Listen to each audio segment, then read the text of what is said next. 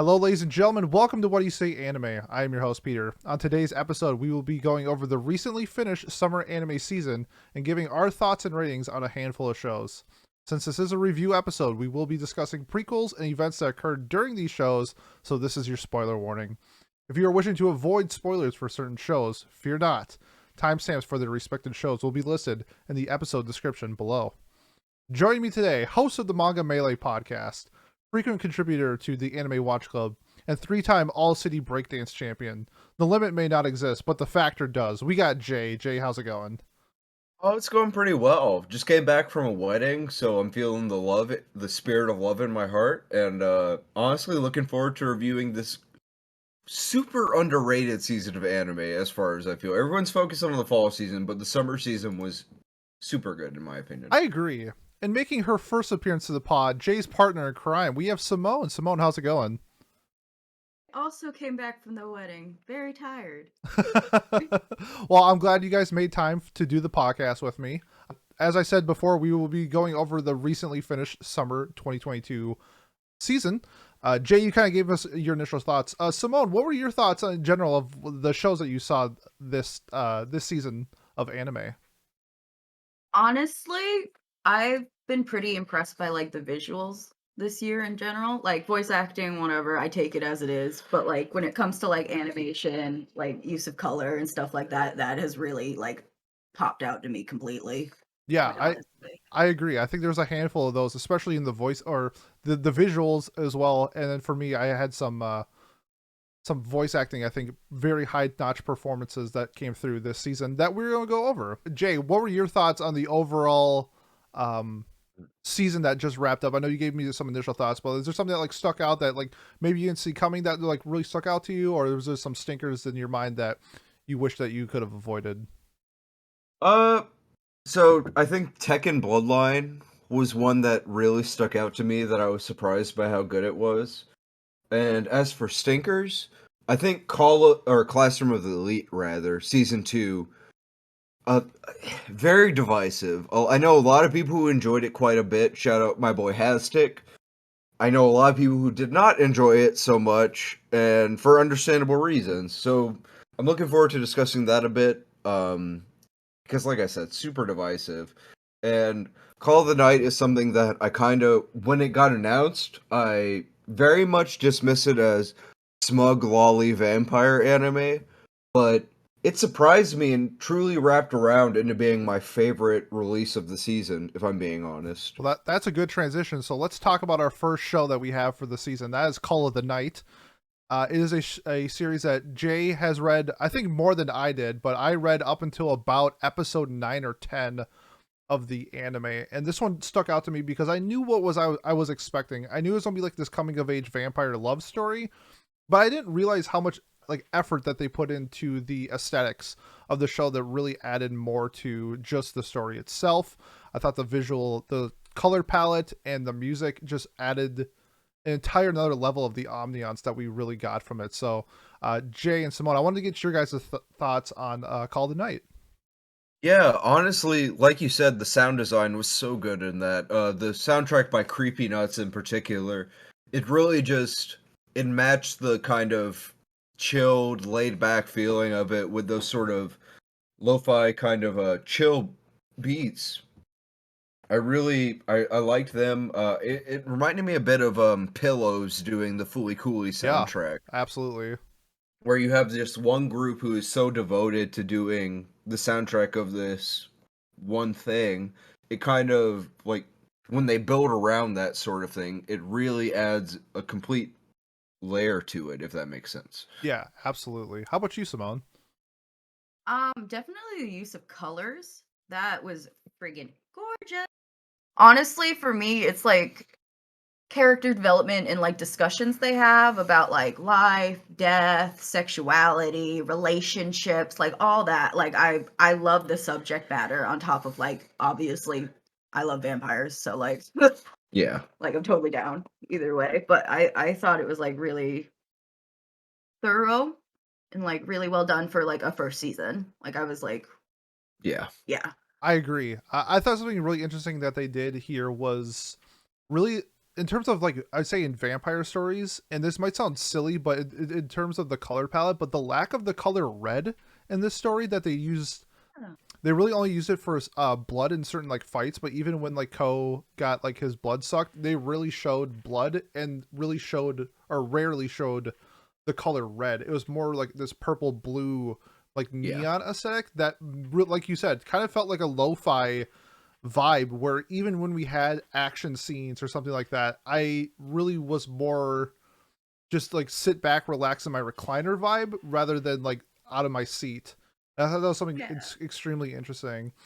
Simone, you touched on it as well with sexuality, especially I want to talk about like the last 2 episodes where I thought that this kind of like elevated it for me, where it went from like good to great with Cabra's character, where he looks like a girl, and I thought that the emphasis of like him just dressing hot to get spawn or whatever was a really interesting concept that I don't know if I've really seen in like vampires, because a lot of times if they are a male vampire, it's like the pretty boy, I feel like, and this was like a tomboy-esque style character, and I thought that was really interesting just with that alone. And then the emphasis of kind of like love with Ku and Nazuna and their developing relationship. I want to get your guys' thoughts on like what you guys felt, whether it was like romantic or whether it was like identification of like their character and just in their self of Call the Night, because I do feel like that's a huge factor in the show. So obviously there's kind of like I know a lot of people were kind of weirded out by the age gap between Ko and Nazuna.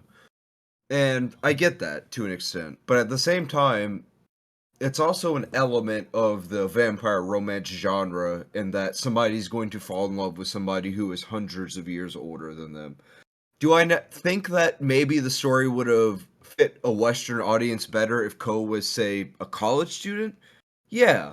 But you also have to understand that in the Japanese culture, the high school age that Ko is at is considered the last bit of freedom you have, which ties in so well to the messages of Call of the Night, which is going outside at night and finding your freedom when nobody else is there, especially for Ko, who, as a minor, does not necessarily have that freedom during the day.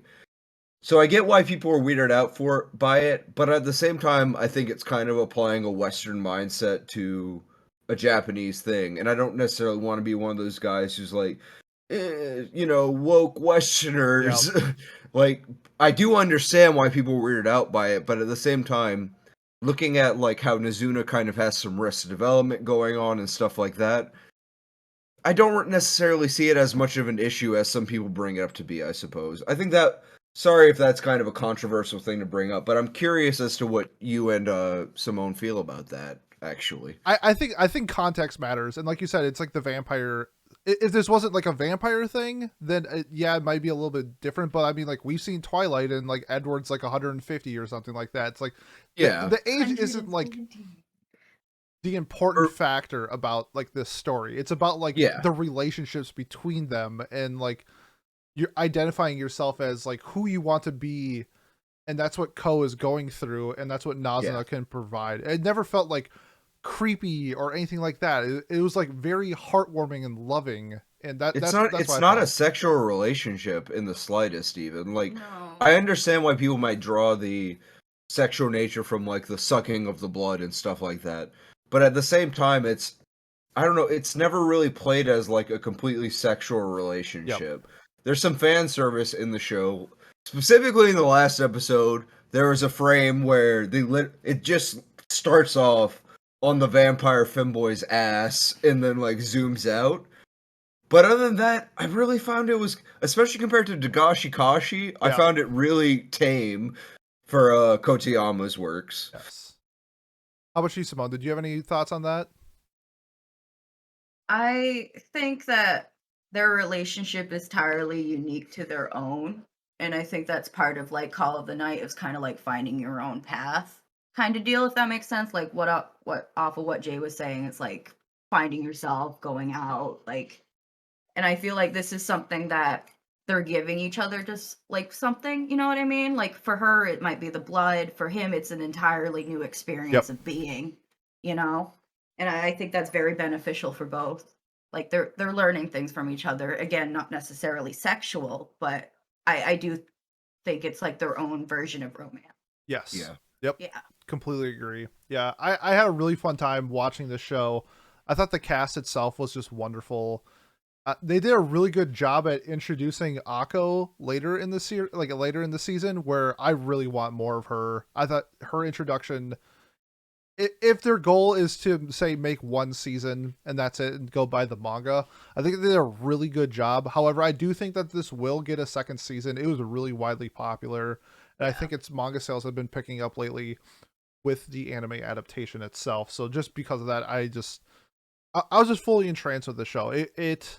It takes a pretty simple coming of age story, but makes it unique with like this vampire, and it's really awesome to see. Like Jay mentioned, it's the same author of Dakashi Kashi or whatever it's called, and how vastly different this story is compared to that. It shows like how people can grow as a mangaka. That's a because I hated that story and I love Call of the Night. Yeah. I know a lot of people who are really into Dagashi Kashi, and I kind of looked into it, and it just felt overtly horny, even compared to this. Like, Yep. Call of the Night, mind you, I wouldn't call it a non-horny I feel anime. like it's It definitely, it's subtle with it, though. Like, I think the ending is, yeah, I agree. The ending is by far the most sexualized thing, with Mizuna doing like a whole bubble bath sort of deal. But I don't know. Yeah, I definitely agree with you, Pete, that you can definitely see how Kotiyama grew in terms of like just characterization in general, while keeping his general style. Because you can definitely see a lot of the character design in from the main character Oh, of Dagashi 100%. Kashi Yeah. and Nazuna, specifically in the ringed eyes. Yeah. I would say. It's pretty. I want to say cut and paste, but it's very reminiscent of it. style. Yeah, for Yeah. sure. Well, I think we talked enough about this. Let's get to our final ratings and final thoughts on Call of the Night. I will start it off. I thought the show was a breath of fresh air in a coming of age style of stories. We had it earlier this year with like Ranking of Kings, which is also a very similar, I should say similar, but also a coming of age story, but in a different sense, where we're getting a little bit more of these into the anime sphere that I'm a huge fan of. This was no exception. Loved it. The music was incredible. The color palette was great. I thought Nazuna's voice actress was so well done. I just fell in love with her character. The entire cast itself was just an overall enjoyable time. It hooked me to want more because of all of those things I mentioned before. Not really a whole lot to like be negative on, to be honest.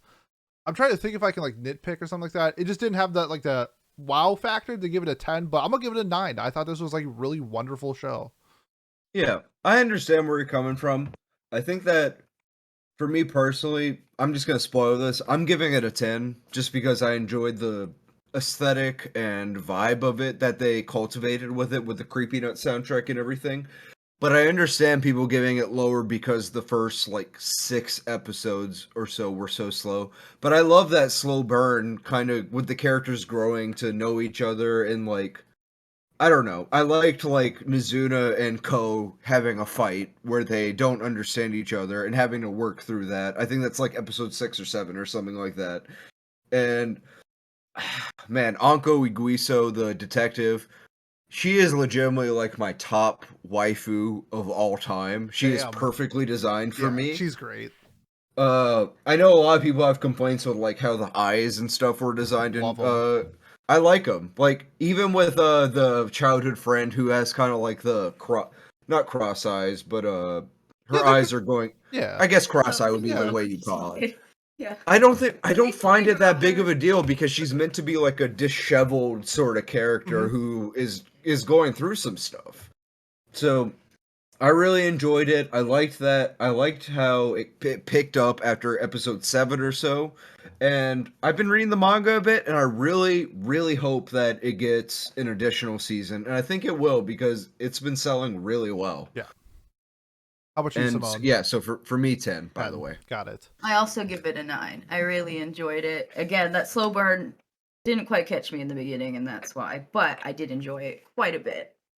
I don't know.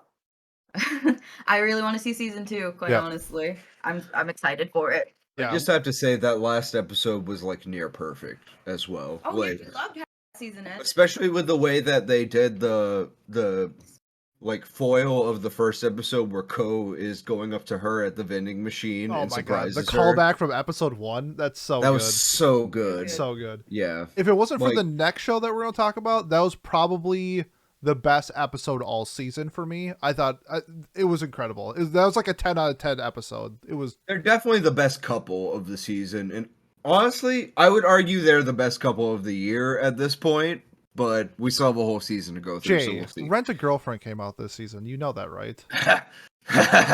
Yeah, we watched the first season of Rent a Girlfriend together, and we were not impressed.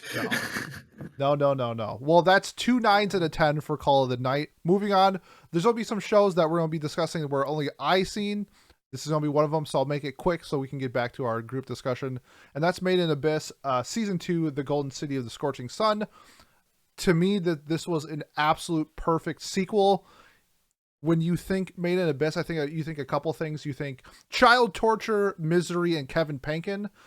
This is, yeah, this is the best soundtrack from an anime I maybe have ever heard. It's just immaculate. Kevin Penkin is a genius. If you haven't listened to it before, if you listen to season 1's OST, season 2's OST is just as good, if not better, which is really hard to say because I think the original OST is just like top 5 all time. We entered the 6th layer, which in the previous seasons we've gone through multiple layers in one season, and this time we were stuck on one layer, which I thought was an interesting storytelling aspect. But we really got to see this new force in Fapita and what came sort of the backstory of how this layer even became into an existence with the settlers of this, and how they all kind of rejected humanity and became these, I don't know if creatures is the right word, but they're no longer human. Yeah. And it just became an absolute force of storytelling. This show was perfect. The balancing scene, for those who have seen it, if you remember the balancing scene, it still lives rent-free in my head. It was the most... It's hard to say because like it's gruesome, it's horrifying, but it's beautiful. And that's what this season was. It was filled with misery. It was filled with pain. But god damn it, was this show not a absolute masterpiece. I enjoyed almost every second of wallowing in pain with everybody on Discord or Twitter. That this show was just incredible. The introduction to characters like Majikaja and Ma and Vueko were just immaculate. The character design in this show is next level. The world building, in my opinion, is the best in anime, period. That being said, I'm going to get to my final thoughts. This is my front runner for anime of the year. It has almost broke my top 10 of all time. I think this show was absolutely perfect. I'm giving it a 10. Peak fiction. GOAT. Raw. Fire.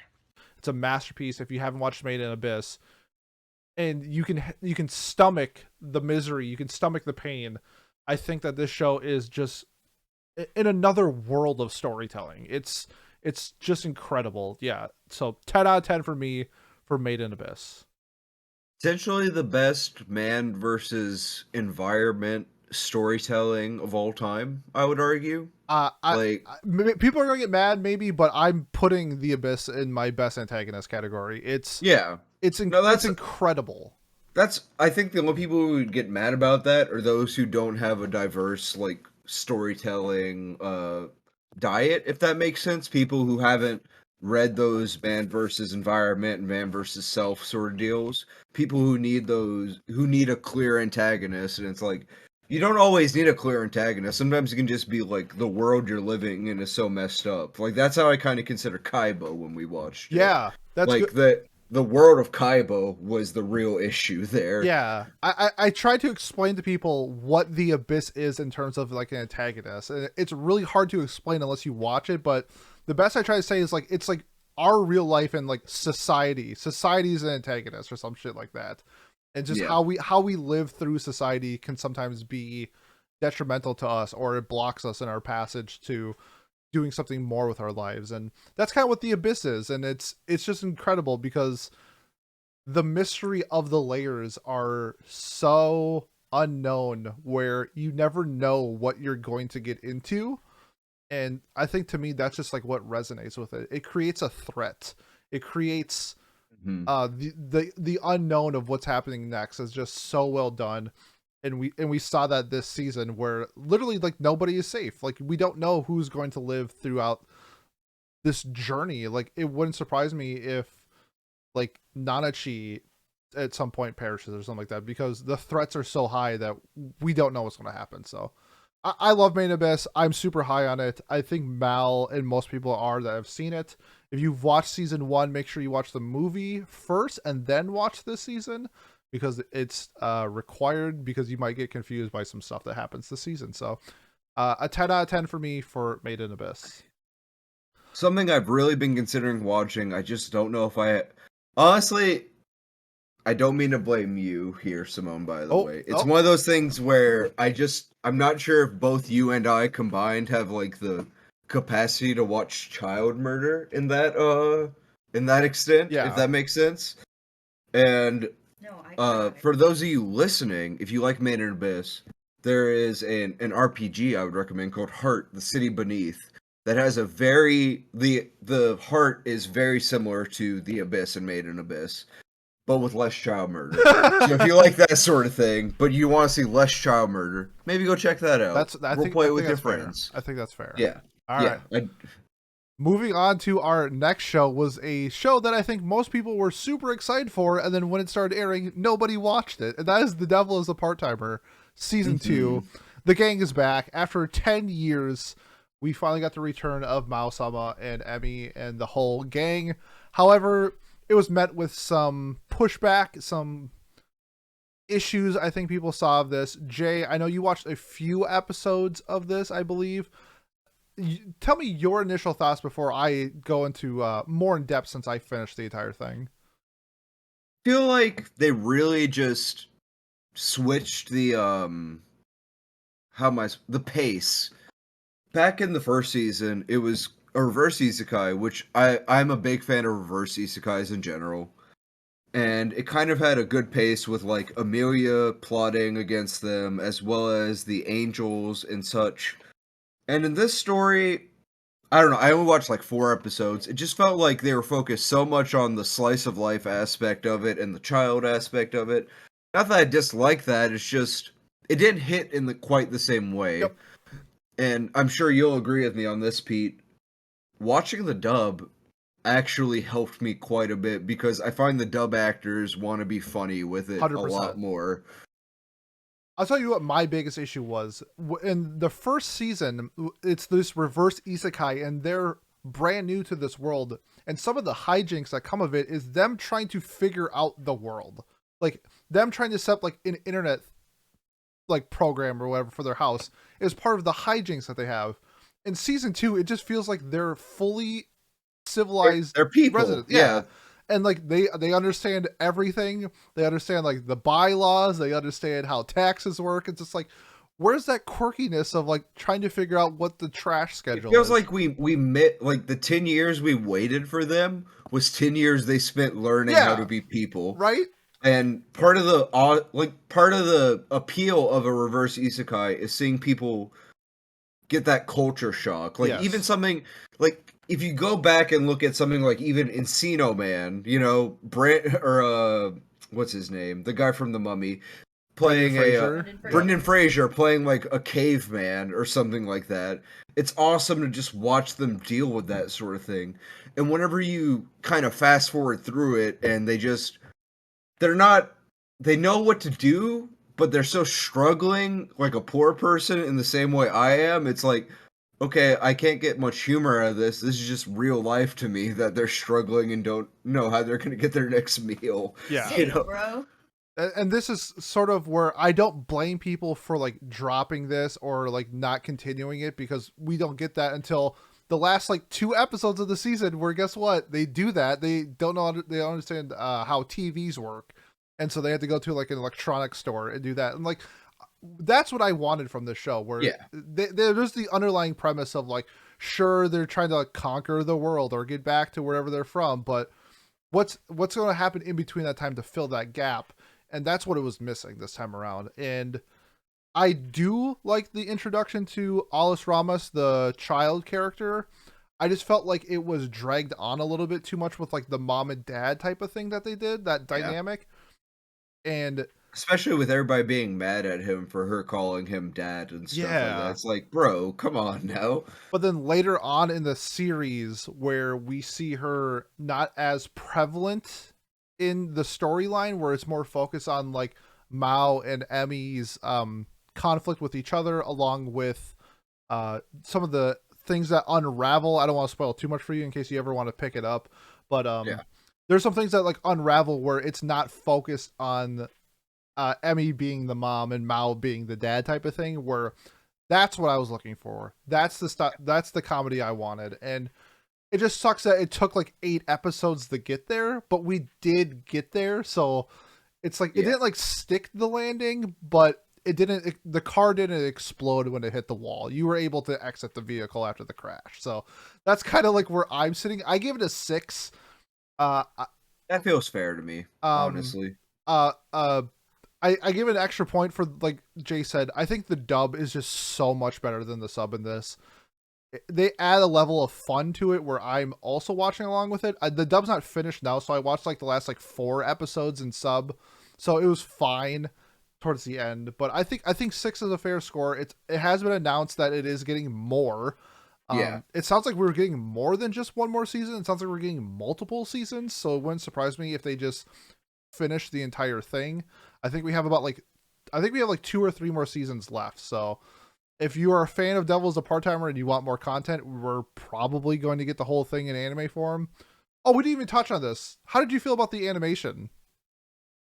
It's fine. Nothing to write home about is the thing, though. Like, I don't know. Like, did the new like look distract you at all? Because I know a lot of people did not like the new look. It didn't really distract me that much, honestly. Like, maybe I'm just not good at noticing details and stuff like that, but I didn't mind it that much, honestly.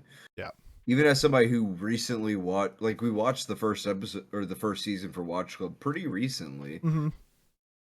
For me, Devil's a Part-Timer has always shown in, like, its side characters, specifically, like, his butler and the fallen angel, I think it's Azazel. It's Lucifer and, Azazel, I think his name is. I think so. But those two and the not Emmy girl have always been the highlights for me. And I know it sounds so bad for me to say that when I don't know their names like that, but you'll have to forgive me. But, like, yeah, I don't know. In the first few episodes I watched, they were kind of pretty low-key, I would say. And that took away from a bit for me. I'm looking forward to finishing out the series with the dub, especially because I feel like the side characters put a lot of effort into the dubbing for Devil as a Part-Timer. Yeah. I think this will go for me and Jay, but hopefully some of the people else out there. This is a really good show to put on like your second monitor while you're playing like TFT. Like, you don't need to be paying full attention to it, but if you like the series and you want to get ready for like the next couple seasons or whatever, you could throw it up on your second monitor and kind of have it as like background noise or whatever, and you'll pick it up. It's fine. Like, it's you're not gonna miss too much is the thing, and you can like wiki dive what you miss. Honestly, like, it's not a super plot heavy show. Correct is what we're getting at. Yes. Yeah. So that's a 6 for me for Devil is a Part-Timer season 2. Moving on to the next show is a show that only I watched. I'll be quick on this one. It's called The Yakuza's Guide to Babysitting. I want to watch this really bad, actually. I've heard good. It gets recommended to me on Crunchyroll literally every time I log in. For me, this is probably it's tough. This and Call of the Night, for terms of like slice of life elements, were just mwah. It's a different type of. The other one was like coming of age slice of life. This is more of like like Iyashiki healing, chill slice of life, especially if you're a fan of child care. I think that's the tag that they have on Mal. If you're a fan of like Yotsuba, if you're a fan of like School Babysitters or something like that, it's that style of slice of life, which I am a huge fan of, especially with the context of the Yakuza. The main character has to babysit essentially the boss's kid, because there's like ongoing stuff where like he just can't have that guardian watching her. Essentially her mom is in a coma, so he needs help, and that's why he's the babysitter. And honestly, just a super heartwarming series about like two people being friends, essentially. There's the whole dynamic with the Yakuza. There's multiple characters like in the family that you get introduced to that is just really heartwarming. And I had an absolute blast watching this. Kirishima, who is the main male character, is probably my best boy of the season. I really enjoyed his character. Is he the spiky-haired one? Yeah, he's gotcha. With the glasses. The glasses, blue hair. He's kind of like the muscle, which is kind of like another dynamic where like the essentially, what if the big buff guy was the babysitter? If you've ever seen the Vin Diesel movie, The Pacifier, something along the lines of that. I watched that shit in theaters for my birthday, dog. Yo. Happy birthday to you. Yeah, that shit was a slapper. If you like The Pacifier, which is going to be recommended, say less. That's going to age me and Jay real quick, but I think that you'll really enjoy this. If you're not a slice of life fan, obviously this is not even on your radar, but I think if you are a slice of life fan, Jay you watched Recipe of Happiness. I thought that was probably going to be like the front runner for like slice of life of the year, and then this came around, and I think they're like this. I literally think they're like this. It's going to be really tough to determine which one of those, and call it a night. Recipe for Happiness is kind of less on the child care side, because the child in that is so independent compared to a lot of other children. Correct. She doesn't want to be taken care of. Yes. Which kind of puts it ahead for me, because she's just such a complex character. I really enjoy her. Yeah, no, I definitely get that aspect. It is different than Recipe for Happiness. It's just, it has that family dynamic where there's like, it's not just these two characters where the storyline is, though they are the main focal point. There are other characters that are involved with the story that just add to it. That being said, I'm giving this a 9. I love this. It's honestly one of, if I do like a top 10 slice of life of all time, it's probably number 10. Like, it's that good. I had a wonderful time. I hope it gets a second season. I know it got pretty popular in Japan, but I think more. Is there a manga? There is a manga. I think it's a web novel or something like that. But I know it's pretty popular. These type of stories normally don't get second seasons, so yeah, I'd probably lean more towards that. We're probably not going to get a second season. However, I still think it's worth checking out, and if this is your style of show, highly recommended. It does look really cute, actually. It's really cute. It only has like 8 volumes, so I don't know, man. Yeah, might not be getting a second season there, sadly. Yep, if you're banking on a second season, I'd bet not going to happen. Yeah, exactly. All right, and moving on to our next show is a show that we all watched.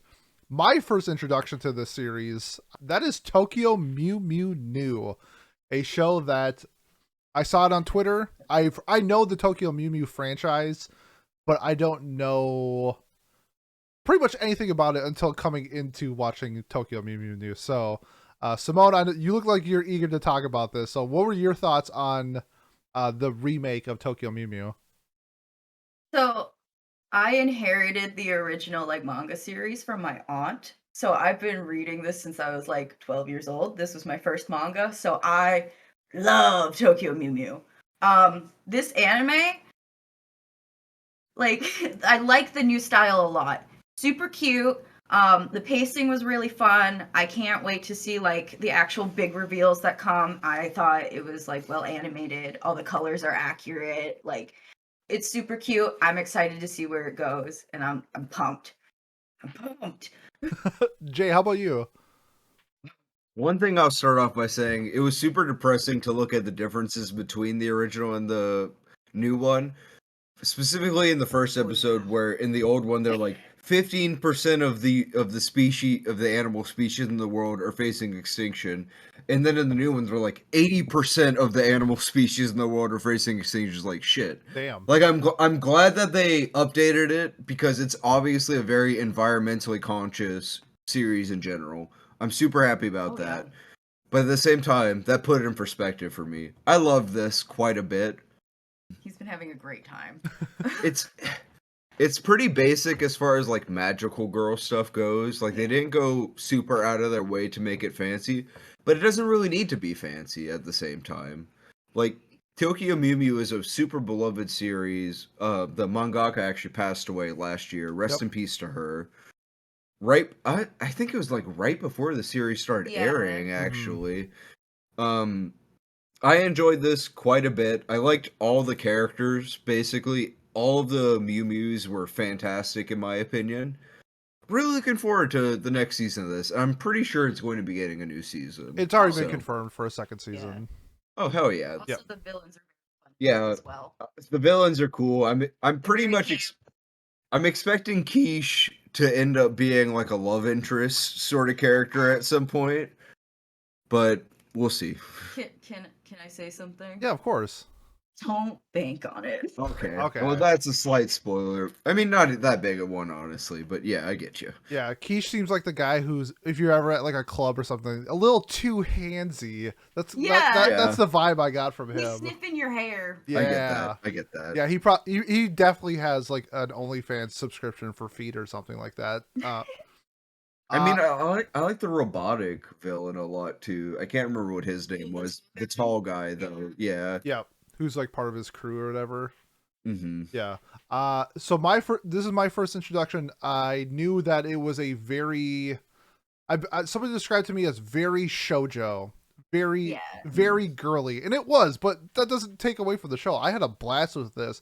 At one point, Bu Ling was my favorite girl of the entire season. I love Bu Ling. Also, I don't know if you listened to the ED.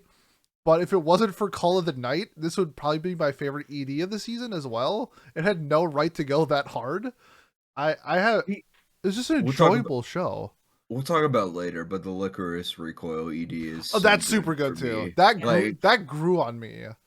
Yeah. That was one of those ones where like I liked it and then I kind of like swept it under the rug, and then the more I listened to it, I'm like, actually that ED is a fucking bop. Yeah.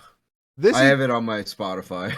This ED was just super fun. I thought the OP was super fun as well, though the lyrics are kind of...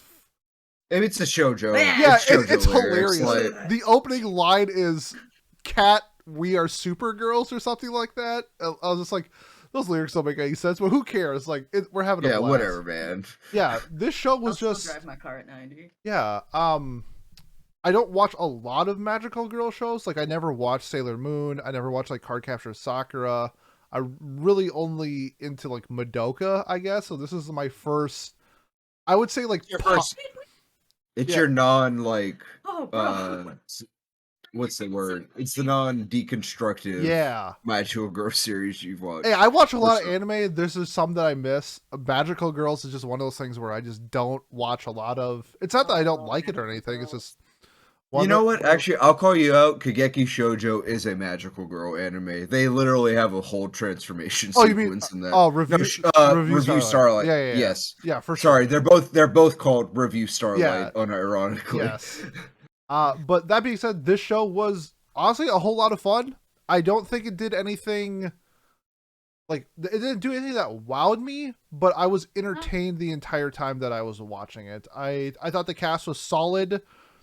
I think the voice actress on Zuko, what's her name? Zakuro, the tall girl. Yeah. Her voice actress is incredible. All of the voice actresses for this were like new voice actresses. By the way, this was like all their first thing. Wow. So I did not know that.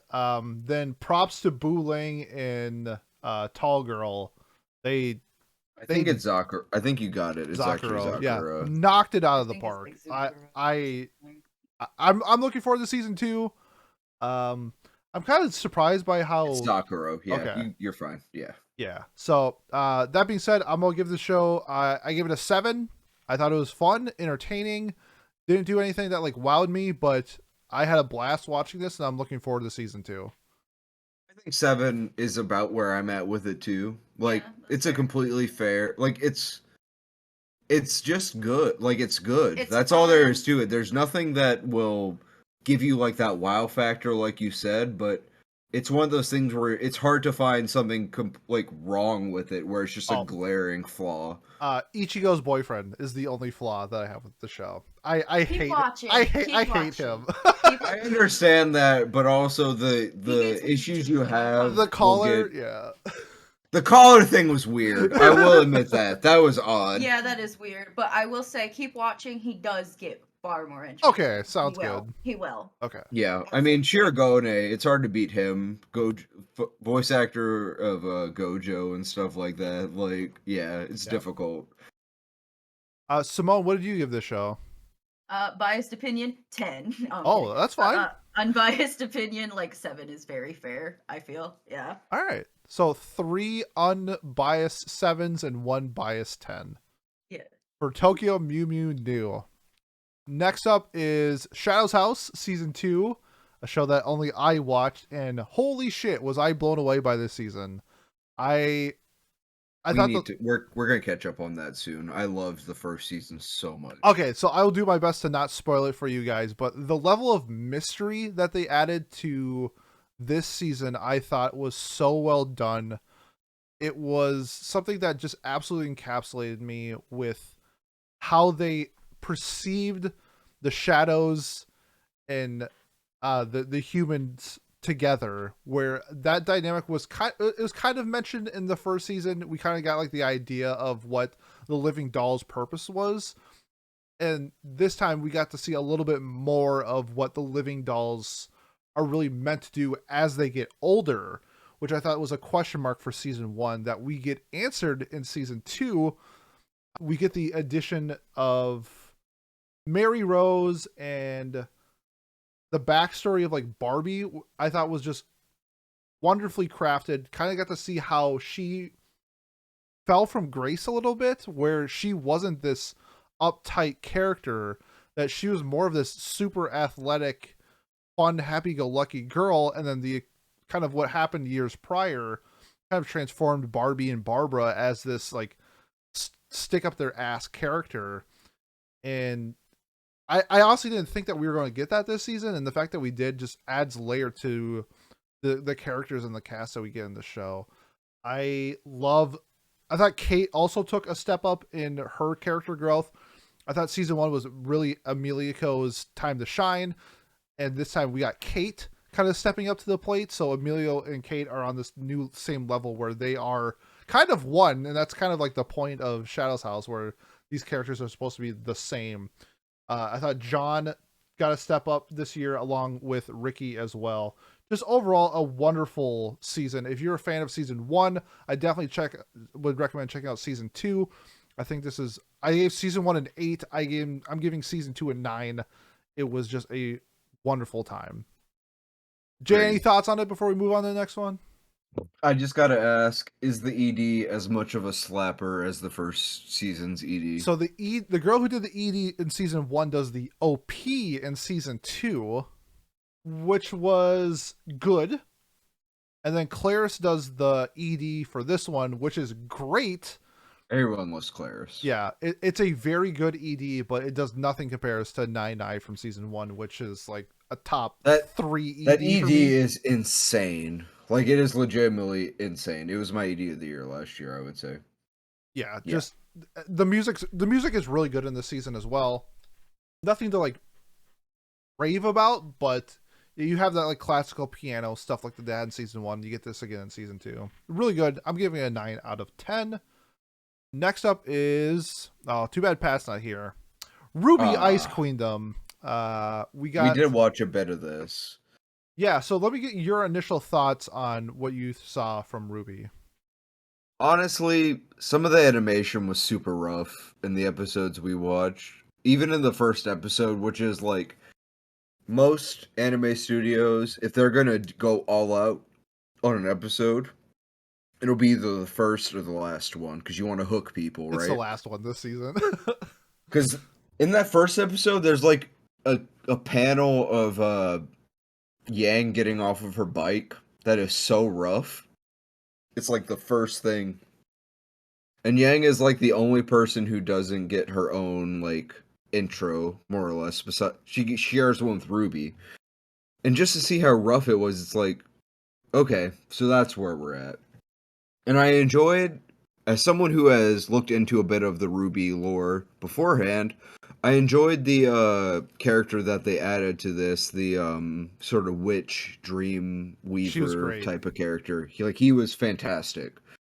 He honestly reminded me of a Hunter x Hunter character. He was a Hunter x Hunter character in like in the RWBY world, which says a lot. But yeah, I don't know. I enjoyed it, but it definitely could have been better. Like they didn't try too hard. I feel like they didn't try too hard because of how the original was, if that makes sense. Yep. It's definitely an improvement, but no. Yeah, it's nothing to write home about. It won't be winning any awards for animation, sadly. I think it's one of those things where, say if it's like Kyoto Animation, or if it's MAPPA, or if it's Bones, or something like that, going into it, I think we have a certain level of what we're expecting to see from animation itself. When there's a studio attached to it, we kind of have this rough idea. This time around, it's Shaft. And Shaft is known for like Madoka, Monogatari, March Comes In Like a Lion, where Good these stuff. are they do a really good job at animating it. And then we get RWBY, where it feels like they had the budget of a like 6-episode show, but this was 12 episodes, and they had to like pick and choose where they wanted to put their money. And that's kind of like what I felt with it. And yeah, episode 11, where we get the Team RWBY versus, I think it's Nightmare Blake, that fight, incredible. Where was that all season? It was so well animated, but it's one of those things where, okay, we have the animation budget in episode 11, we have the animation budget in episode 3, and then everything else is kind of like fill in the gap. And that was like my biggest issue with the animation. However, my biggest issue with the story itself was the pacing. The dream was like 7 episodes. It should have been like 3. I feel like it's like the content of an 8-episode show into a 12-episode series. It was slow. It was so slow, where we get the dream sequence, they finish it, they go back into the dream sequence because they didn't actually finish it, and then that just continues. It just felt like when you describe the pacing, it reminds me of my least favorite manga of all time, Earthchild. Like, because Earthchild has a point where they have to go to space to do this shit, and they're like, okay, guys, we have to go back down to Earth after we just traveled up to space because we have to go see dead girl's parents. And then they go back up to space after that, and it's like, I don't know. I feel like Shaft just didn't try that hard because it was somebody else's, like it was already animated. It was somebody else's story, if that makes sense. They phoned it in, and that, like, RWBY doesn't deserve that. Like, I'm not a RWBY stan. Like, shout out Pat, shout out my brother Josh, but like, it is a story. Like, Monty's story deserves better than someone just phoning it in for half of the season, in my opinion. It sucks too, because like, I think on paper, establishing Weiss as like this kind of like broken character of like having this like family pressure of being like I don't know, she's probably like a billionaire in their world or whatever. Yeah. And having her this dream sequence where she's like fighting all the stigma and stuff that she had to go through, and jokingly her being racist against faunuses, I think could have been like a really great story if they paced it correctly. But while I was watching it, it's just like, I don't care. If they want me to establish, or if they wanted Weiss to get established as this great character, I was just so bored by what I was seeing that it just took me out of it, unfortunately, which sucks because the character design is so good in this story. Like, it's incredible. And like the wardrobes, just so good. I will never forgive them for calling a team Team Sun, and then the spelling of Team Sun is Team SSSN is the issue. Like, yeah, small nitpick, but holy shit. And I definitely agree with you. Like, they really it at the end of the day, it feels like Shaft phoned it in, and that's just not fair to the story. Like, I don't blame Rooster Teeth or the people who were working on RWBY on that side.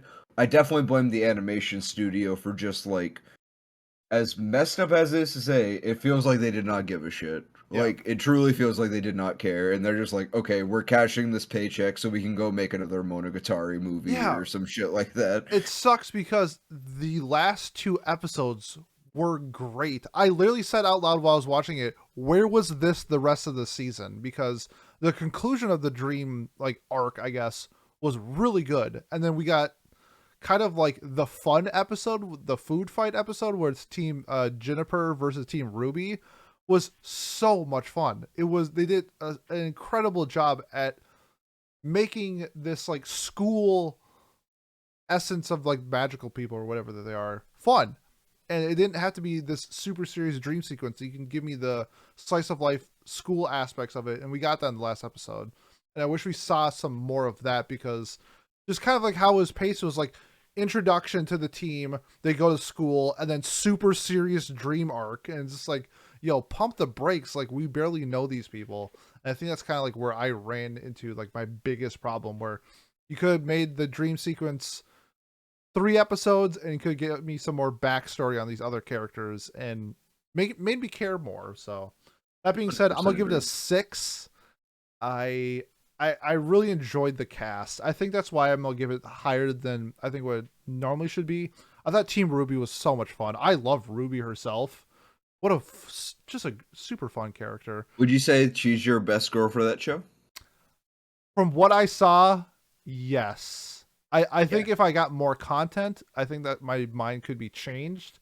But I really enjoyed just like her, like, you know, she's shy in the beginning. She only really opens up to Yang, and then she becomes the leader, and then kind of takes that role and goes with it. And I like that in a character. So that's kind of like why I put her. But like Yang towards the end, I was a big fan of.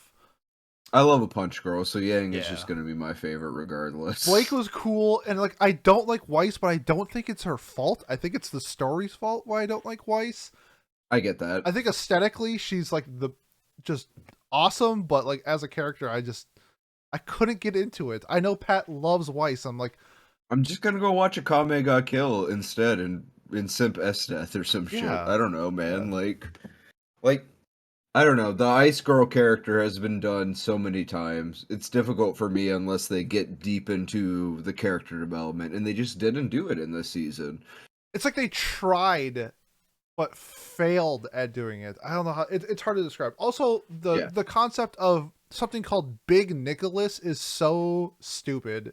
He's Santa Claus, Pete. It's dumb. It's so dumb. That's the main villain, is Santa Claus.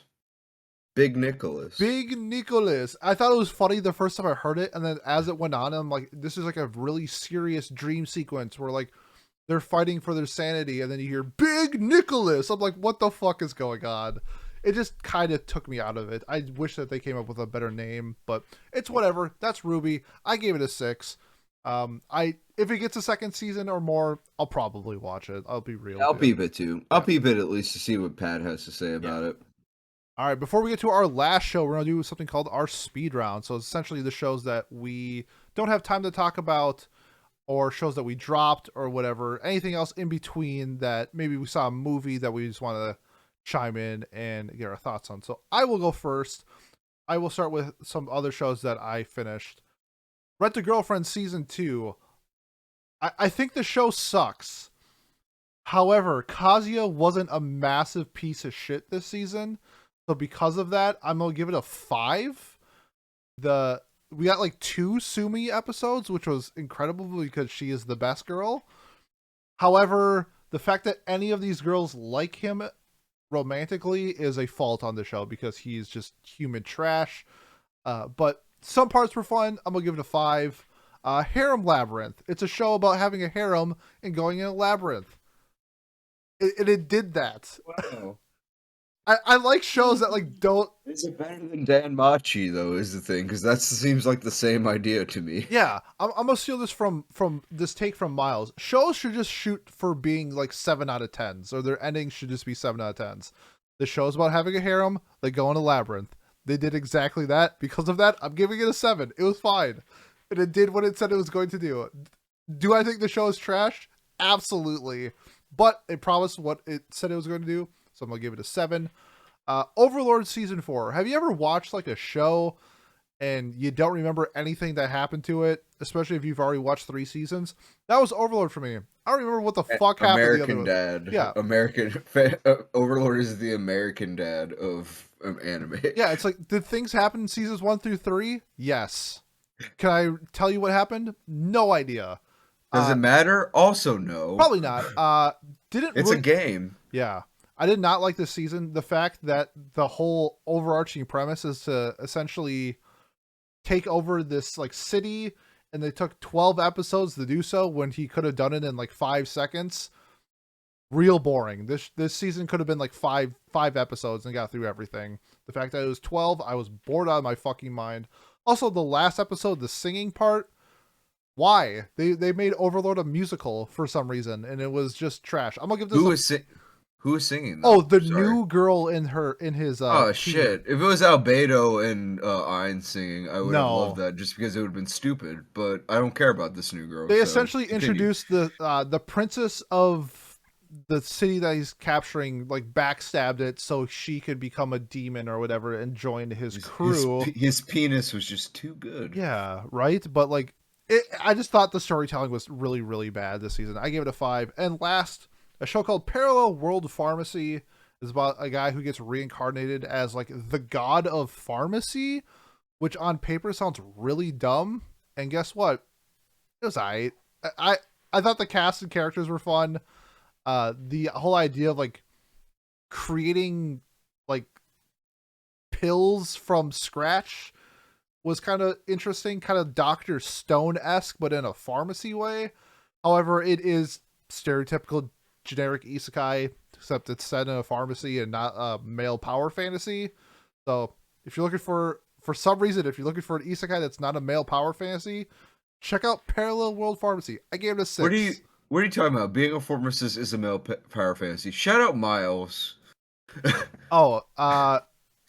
This is awkward. Yeah, it's not your shield hero. It's not your redo of a healer.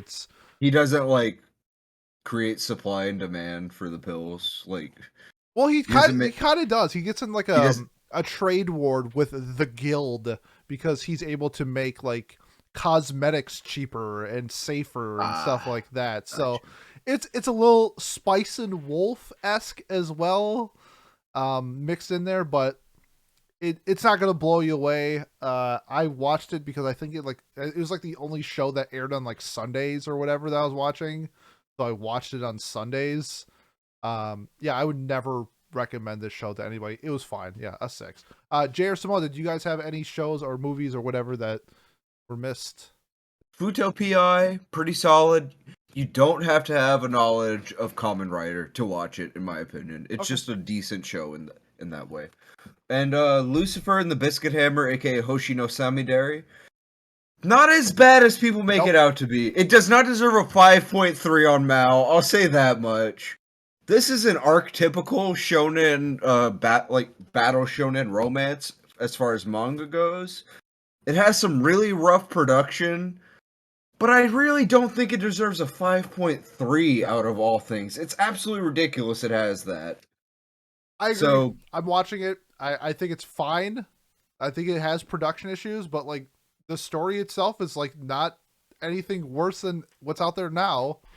I like the main girl, just like they have this world-ending threat, and she's like, I'm gonna stop this world-ending threat, and I'm going to destroy the world with my own bare hands. Yeah. Like, that is such a good... I don't know, the story is there. It really is. It's just, they did not give this classic shonen what it deserves. Because it is unironically a classic shonen. People don't know that.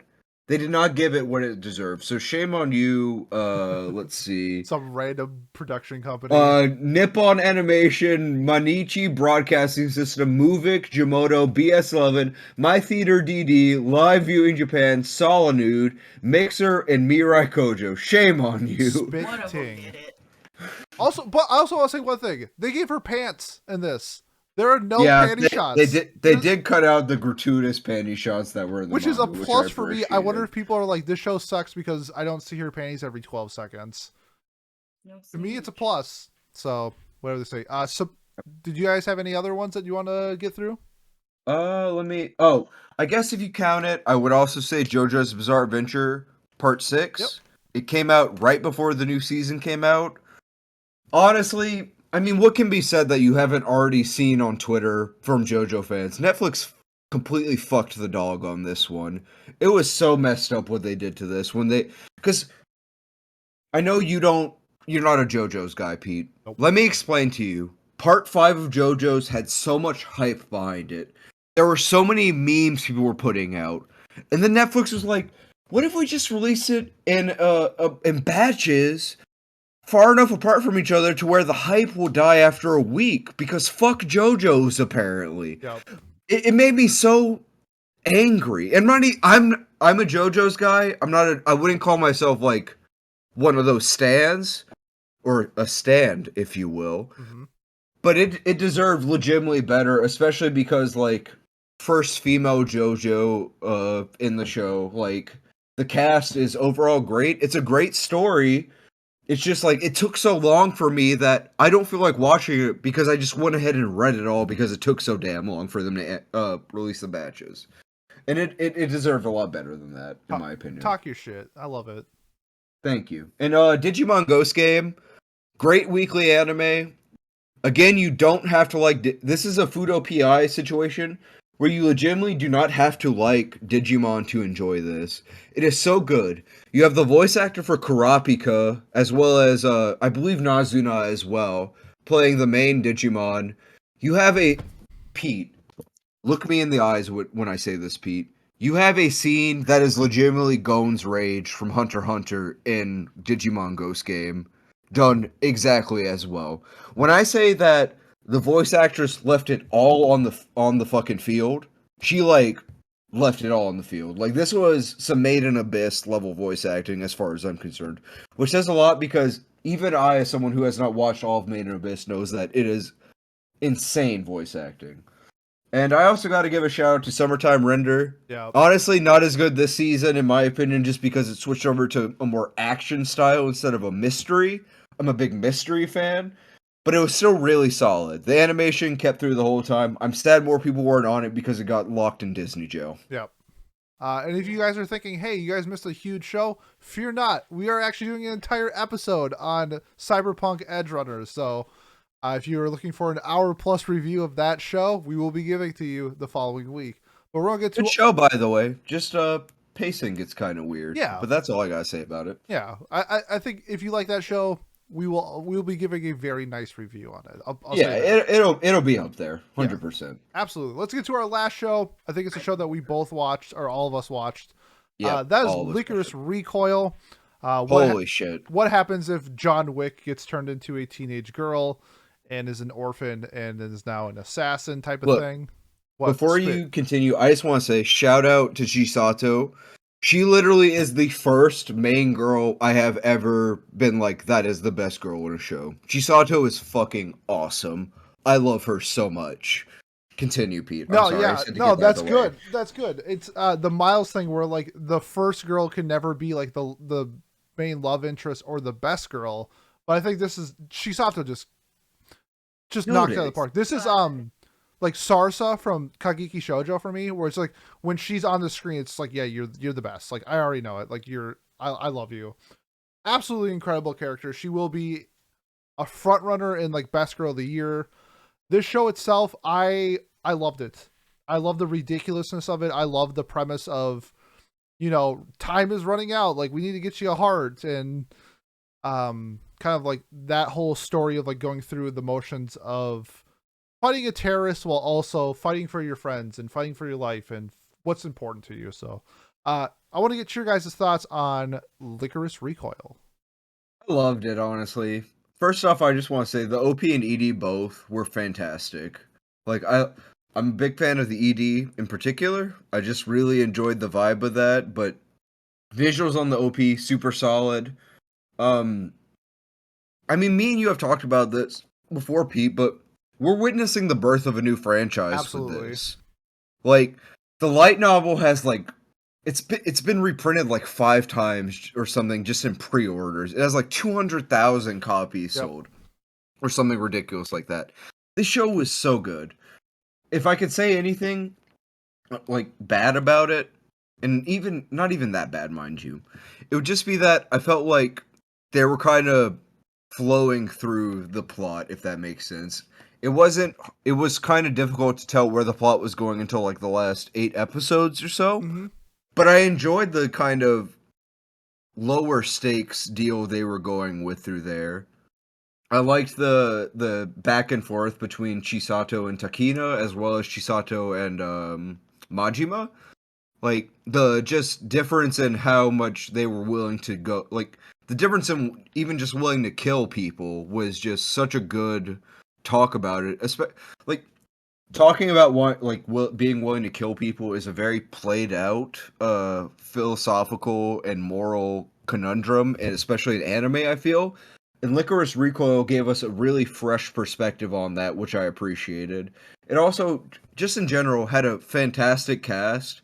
One of the best mentor characters I've ever seen with Mika. I love seeing him pop off in the last episode. Yeah, so good. And it goes without saying, but it was just awesome to see like a person of color just being so fantastic and well designed, like respectfully designed at that is what I should say. I loved Lycoris Recoil so much.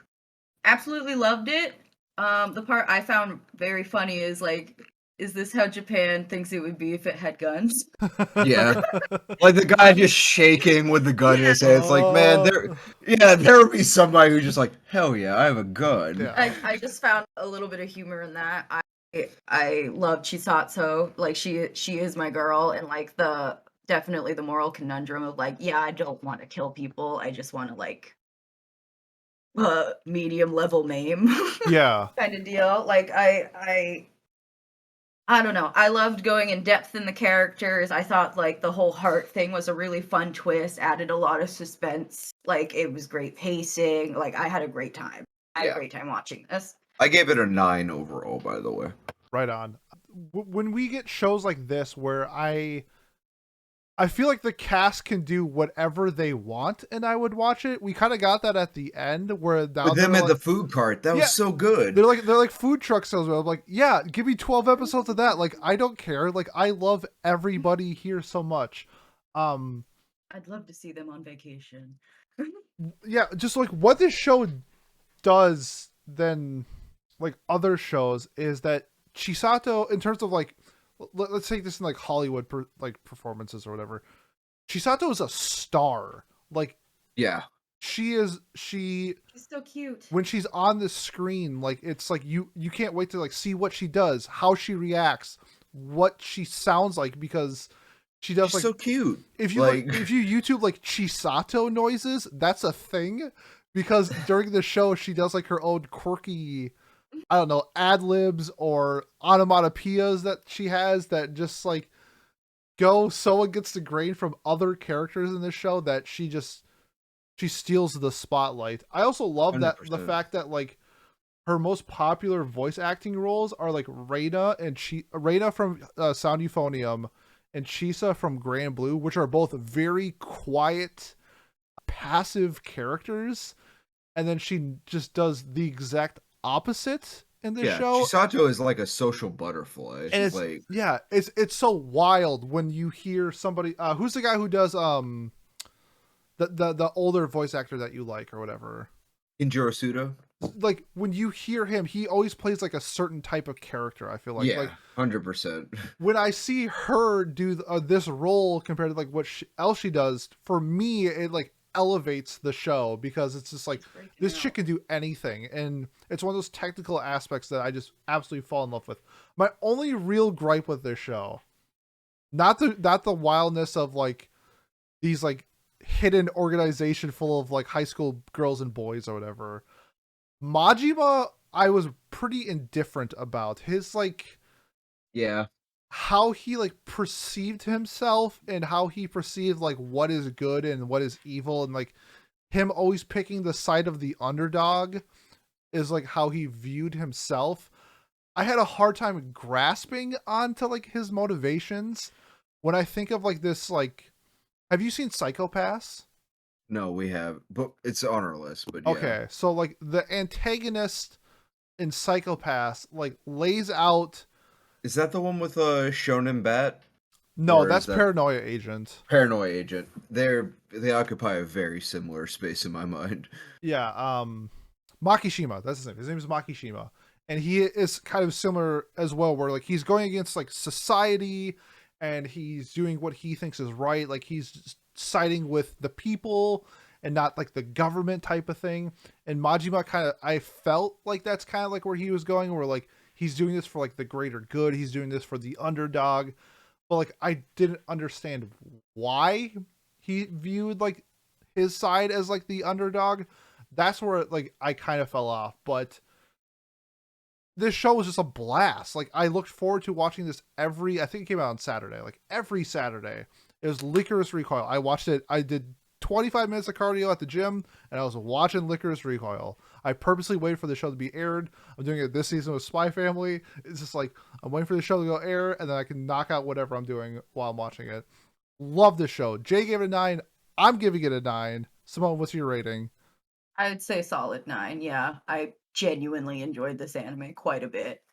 The only thing that had me was in the last episodes I was screaming at Chisato to just let Takina kill this dude. Like, just let him die. I did love the like how Majima showed up at the end when the guy was like holding the gun. He's like, dude, it's just a gun. Like, chill out.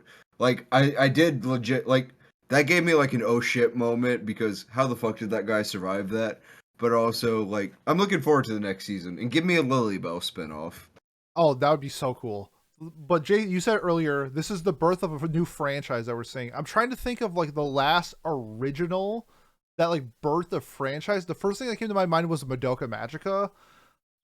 Or I don't, it's not going to be like the same level. Well, I guess Fate had like a visual novel source, but like how Fate like grew as a franchise. I think we're going to see more Lycoris Recoil, whether it is the light novel that they're producing now, which is a slice of life thing. I'm assuming that'll get animated sometime down the road. I think they're going to milk this. Jay's mentioned before, 200,000 pre-orders for a light novel. Not a manga and not sales, pre-orders. This is unheard of. Like, yeah, it's crazy. Dude. Like even SAO, the most sold light novel of all time, doesn't get 200,000 pre-orders. This is nuts. I can't wait to see what we get in the future from this franchise. It's unlike, I don't know. It's fun seeing this being born in front of our eyes, and especially a good franchise that I want more of. Any final thoughts on either Lycoris or just the season in general before we wrap up? Yeah. Season, yeah. Actually. I love Lycoris, honestly. Like, I was honestly very surprised. It was one of those things where I kind of saw that people were loving it on Reddit and Twitter, and I was like, okay, I kind of dismissed it at first.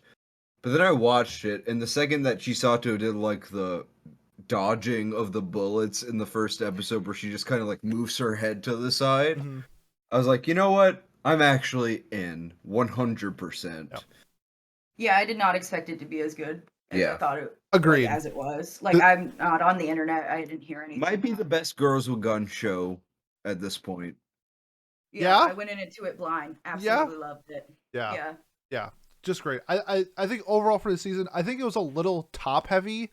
We didn't talk about every show that we that aired just because of things like, say, like, I know Jay, you mentioned it, Classroom of the Elite. Like, I never watched season 1, but like even like these highly anticipated shows like that, Devil's a Part-Timer, for me, like Overlord, or How to like Pick Up Girls in a Dungeon. These shows like sequel heavy like mid shows kind of like I feel like was like the emphasis of this season. However, we got some absolute bangers on top that I was pleasantly surprised about. We should also give a shout out to Isekai Uncle, even though it hasn't finished yet because of the delays. Yeah, that's Honestly, really solid reverse Isekai. I had it at 10. I liked it quite a bit. It's super funny. I really liked it. The only complaints is I don't really like the character design that much, but that's just me. No, that's just what he I looks get that. like. That's just his face. He looks like a Titan from Attack on Titan. Oh, yeah, absolutely does. Like, He does. I just hope, I hope and pray that he either A, goes back to that world someday, or the elf girl comes to our world, because I love the elf girl. Based on what they showed, I have to assume the elf girl shows up in our world at some point. She has to, right? I love her. They show her in like a hoodie and stuff in some of the art. Like, I feel like she has to show up like Amelia more or less, you know? Yeah. I liked him. I liked the nephew being like, he doesn't know what a tsundere is, and then him explaining it and being like, oh yeah, you understand that Asuka actually loved Keiji, which is the funniest shit in the world to me, because it's like, this is actual debates people had back in the day for Eva. It's so funny that he doesn't know what tsundere are because he never watched Neon Genesis. He didn't understand the Asuka character and thought that she loved Keiji, more or less. Yeah, just incredible. I also forgot to do the shows that I dropped, so I'm gonna knock those out real quick, and then we'll wrap up. Vermeil and Gold. It is a super horny show. I just wasn't in the mood to watch a super horny show. That's all. I heard it's fine. Got a child, more or less. Yeah. Like... Heard it's fine. Just wasn't my cup of tea for right now, so I dropped it. Engage Kiss. Sounds like I dodged a bullet because that ending sounded like it was hot garbage. Looked trash. Looked like a typical male power fantasy, like love triangle thing, and that's what it was. Then it turns out the main love interest is like his cousin, so glad I skipped that one. And then the last one was my stepmom's daughter is my ex. I knew where this was going. I watched one episode. I knew exactly where it was going. Where it was trying to be smart. Like, it wasn't trying to hide the fact of like what it was going to do, and then it did it. And I was like, I found that out afterwards. I was like, yep, that was pretty obvious. I'm glad I skipped that. So those were the 3 shows I watched, or that I dropped from this season. The one show I dropped was Orient. Oh, yeah. That is just like, it is legitimately the most basic shonen you have ever watched. Just go watch something else, honestly. Or go read it, I guess. Honestly, the manga doesn't seem that bad. I don't know. It was huge. It's the definition of like a 6 or 7 show, in my opinion. Mm-hmm. And the rating shows that on Mal. Gotcha. So, yeah. Gotcha. Well, that's all wrap up today's episode. Jay and Simone, thank you so much for joining me, especially at the time of recording. I appreciate you coming on. That was a fun conversation. That being said, if you want to support us, best way to do so, like, comment, subscribe, leave a review on whatever platform you are watching or listening to us on. Go check out Jay's podcast, Manga Melee, if you are looking for some manga-based podcasts. Otherwise, Pete's on there too sometimes. I've been on 2 episodes too, so if you want to hear my opinions on manga, read Berserk. Check that out. Otherwise, next episode we will be doing Cyberpunk Edge Runners for Watch Club, so I'm looking forward to that. So thank you so much for listening, and we will see you next time. Hell yeah.